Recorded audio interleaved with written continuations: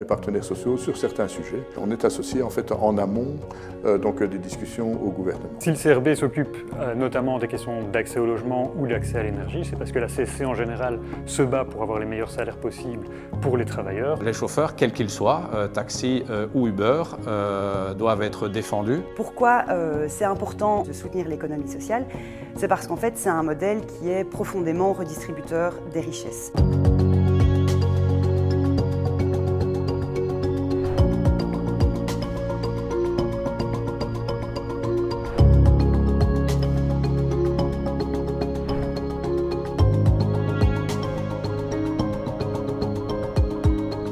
Le port de Bruxelles, dont le siège se trouve là derrière moi, et dont la CSC et où la CSC représente les partenaires sociaux au conseil d'administration, a la responsabilité du canal dans les limites de la région bruxelloise.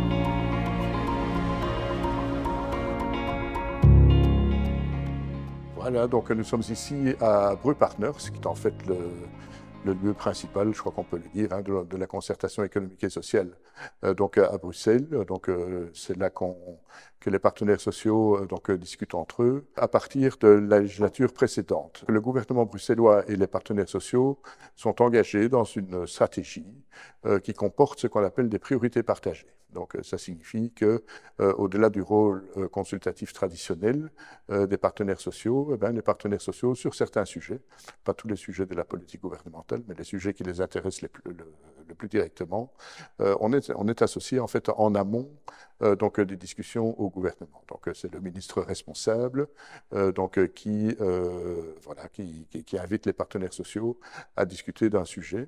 Les partenaires sociaux font une contribution et tout ça, ça fait partie des éléments en fonction desquels le gouvernement décide.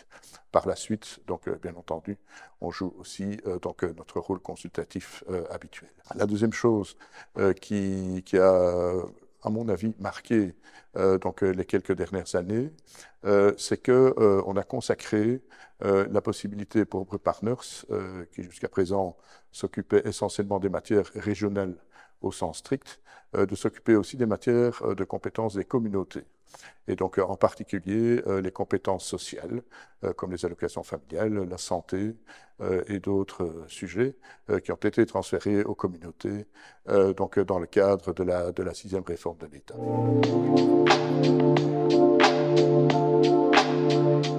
Donc nous nous trouvons ici devant le siège d'Actiris. Actiris, c'est le service régional bruxellois de l'emploi.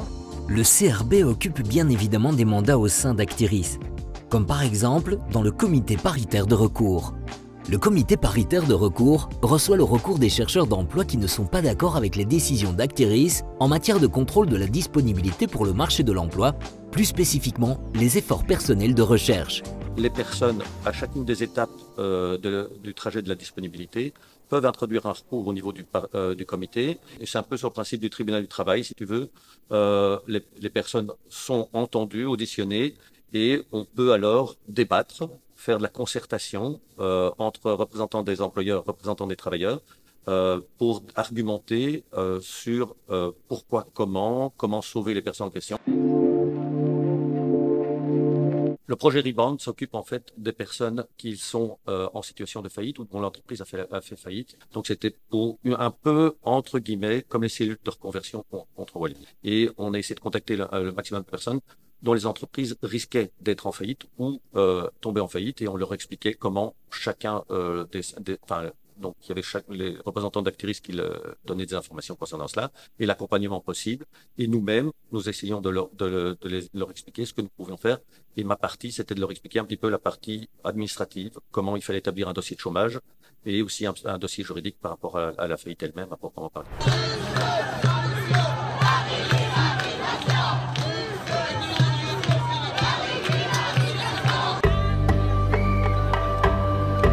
En Belgique, c'est vraiment une exception. Il y a un syndicat qui accepte de syndiquer les sans-papiers parce que pour ces syndicats, il suppose qu'un sans-papier, un travailleur, pour lui, l'aspect de travail qui l'intéresse, pas sa situation administrative. Mais c'est le fait qu'il travaille, et voilà, il doit être syndiqué et être protégé. Ce que moi je condamne, et nous, au niveau de notre syndicat, c'est justement l'exploitation, le dumping social, l'exploitation des employeurs avérés. Et c'est pourquoi nous voulons que l'État puisse en tenir compte, parce que nous les dénonçons. La dénonciation ici, ça concerne d'abord l'État, parce que c'est l'État qui régule tout. Il doit tenir compte aussi que non, il y a une catégorie de gens qui devaient normalement contribuer. Ils ont la volonté de travailler, mais ils n'ont pas de papiers pour travailler légalement.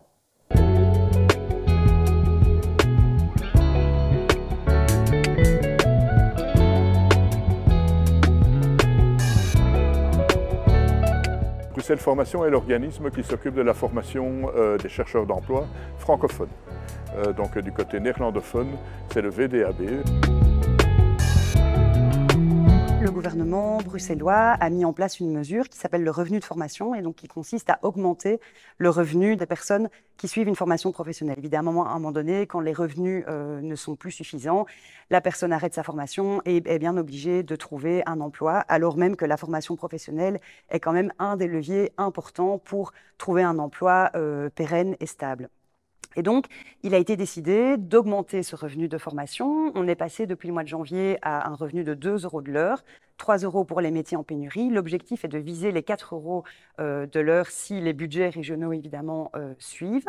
Et donc, ça représente approximativement une augmentation déjà de plus ou moins 200 € pour ces personnes. C'est une revendication que la CSC, évidemment, a soutenue. Et on est par contre très attentif à un élément qui est important, c'est la question de la cumulation, du cumul de cette allocation, de ce revenu de formation avec les allocations de chômage dont les personnes bénéficient et à leur statut fiscal. Donc il ne faudrait pas que l'augmentation de leurs revenus via le revenu de formation de la région de Bruxelles, en fait, ne vienne influencer leur statut fiscal et qu'au final, ils perdent des revenus parce qu'ils changent de catégorie fiscale ou quelque chose comme ça. Et ça, c'est un des éléments auxquels nous, en tant que CSC, on est vraiment attentifs pour que ça ait pour que cette mesure ait un réel effet positif sur le revenu des personnes et sur leur maintien en formation.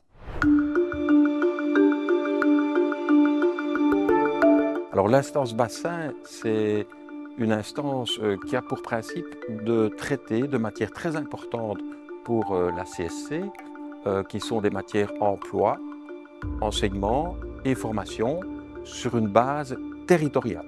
Cette instance de concertation rassemble les interlocuteurs sociaux, dont la CSC, et les acteurs de l'enseignement qualifiant, de la formation professionnelle, de l'emploi et de l'insertion. Elle a un rôle d'appui au pilotage de l'offre d'enseignement qualifiant et de formation professionnelle en regard des besoins du marché de l'emploi.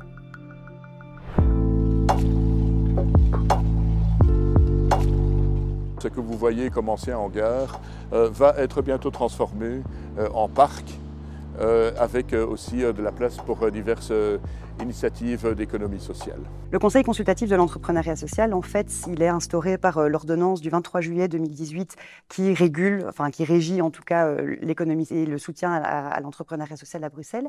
Et donc, c'est un lieu de concertation assez unique dans la mesure où il rassemble en fait les acteurs, donc les interlocuteurs sociaux, donc les patrons et les syndicats, mais aussi les acteurs de l'économie sociale et de l'économie sociale d'insertion. À Bruxelles, les entreprises d'économie sociale, ce sont principalement en fait des entreprises d'insertion. Et donc, c'est des entreprises qui visent l'insertion socio-professionnelle de travailleurs et de travailleuses qui sont plus ou moins éloignés du marché de l'emploi parce qu'elles vivent des difficultés d'ordre professionnel, mais aussi d'ordre familial, d'ordre économique, d'ordre social, personnel, etc. Pourquoi c'est important en tant qu'organisation syndicale et en tant qu'organisation représentative des travailleurs et des travailleuses de soutenir l'économie sociale? C'est parce qu'en fait, c'est un modèle qui est profondément redistributeur des richesses. L'économie sociale n'a pas pour objectif l'accumulation du profit au bénéfice de certains et au détriment de tous les autres, mais c'est bien une logique de redistribution. Pourquoi, en tant que CSC, nous, on participe activement à ce conseil consultatif de l'entrepreneuriat social et pourquoi on soutient le développement du modèle à Bruxelles et surtout aussi le développement et la pérennisation des structures d'insertion socio-professionnelle à Bruxelles, c'est parce qu'en fait, c'est un modèle économique qui permet vraiment de remettre l'humain et le collectif au cœur du projet économique, et où l'humain et le collectif, justement, ne sont pas au service du projet économique, mais c'est bien l'inverse. Et je pense que c'est vraiment un modèle qu'il faut développer davantage et qu'il faut pouvoir élargir et pérenniser pour l'avenir de la région et pour l'avenir des Bruxelloises et des Bruxellois.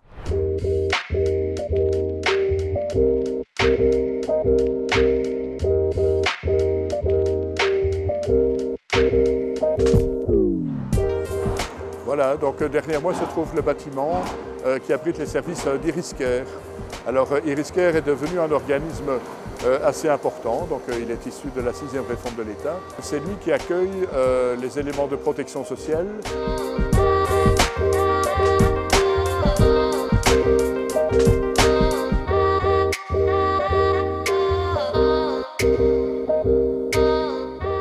Il a joué aussi un rôle assez actif pendant la crise du Covid.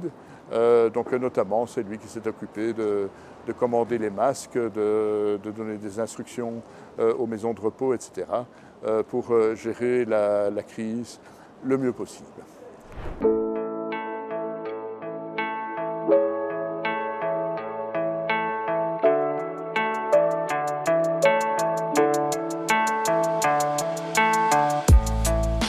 On a bien sûr, comme dans toutes les grandes villes, un système de chauffeurs de taxi qui avait ses règles propres. Et puis sont apparues des plateformes dont la plus connue est évidemment Uber. Et pendant différentes années, il y a eu la situation en soi inacceptable qu'ils étaient sur le même marché, mais avec des règles complètement différentes. Au lieu que la région prenne son courage à deux mains et ses responsabilités, ils ont aussi laissé faire. Et il a fallu que tant les organisations syndicales et même les organisations des employeurs se battent contre ce système et disent voilà, il y a de l'abus, puisqu'il y a des chauffeurs qui font le même métier, mais dans deux systèmes différents. Nous, on ne veut pas, en tant que syndicat, on ne veut pas rentrer ou prendre parti dans un conflit qui serait taxi contre Uber. Nous, on voit d'un côté les travailleurs et de l'autre côté les employeurs. Nous, on défend les travailleurs. Donc voilà, on pense que les chauffeurs, quels qu'ils soient, taxi ou Uber, doivent être défendus. Aujourd'hui, effectivement, on est satisfait que la région prenne ses responsabilités, puisqu'il y a une ordonnance qui va un peu mettre les gens sur le même pied, même s'il reste des différences. Et nous, on aimerait bien encore gommer ces différences pour avoir un socle commun qui fait que tous les chauffeurs sont des chauffeurs de taxi qui travaillent sous les mêmes règles et les mêmes contraintes, les mêmes droits et obligations. Voilà, on est ici devant le bassin de Béco, avec à ma droite, donc sur la rive droite et à ma droite, mais à votre gauche, des entreprises des initiatives de logement, donc très récentes. Donc ce sont des bâtiments qui viennent d'être inaugurés, certains sont encore en construction.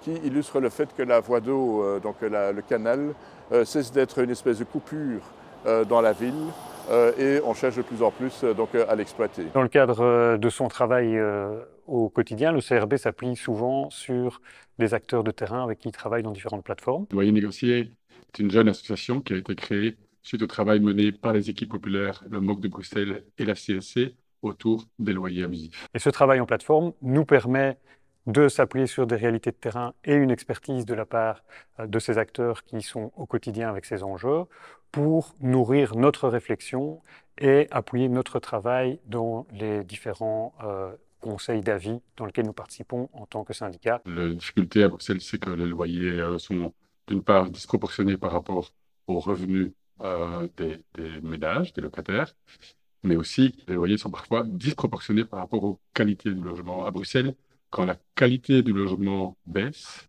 le loyer monte. Et ce n'est pas par bêtise, mais c'est par absence de choix.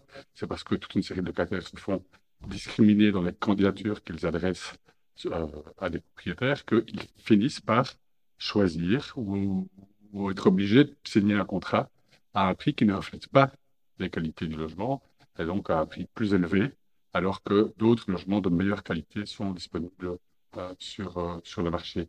Tout le travail a été d'obtenir une législation qui interdise cette pratique de loyer abusif et qui ouvre le droit pour un locataire qui s'est fait abuser d'obtenir la diminution de son loyer abusif devant le juge de paix ou devant une commission paritaire locative. Dans les mois qui viennent, on va être très très attentif, on va formuler des propositions aussi dans la manière dont le gouvernement va pouvoir mettre en œuvre cette ordonnance de loyer abusif qui a été adoptée au mois d'octobre de l'année passée. Aussi, de renforcer une grille de loyer pour que ces références soient extrêmement fiables, que les juges de paix, que la CPL puissent se baser sur un outil suffisamment solide pour pouvoir apprécier le caractère raisonnable ou abusif d'un loyer. Si le CRB s'occupe notamment des questions d'accès au logement ou d'accès à l'énergie, c'est parce que la CSC en général se bat pour avoir les meilleurs salaires possibles pour les travailleurs. On connaît le combat aujourd'hui sur la loi de 96, mais ce n'est pas pour que ce salaire finisse dans les poches des grands groupes énergétiques ou des propriétaires immobiliers qui augmenteraient inconsidérément leur prix et qui profiteraient de ces hausses de salaire. Au niveau du prix, la coordination a une revendication qui est portée par la CSC au niveau des instances paritaires, c'est celle d'élargir le tarif social à tous les bénéficiaires de l'intervention majorée. Donc les BIM, ça c'est pas encore garanti, c'est un de nos points d'attention.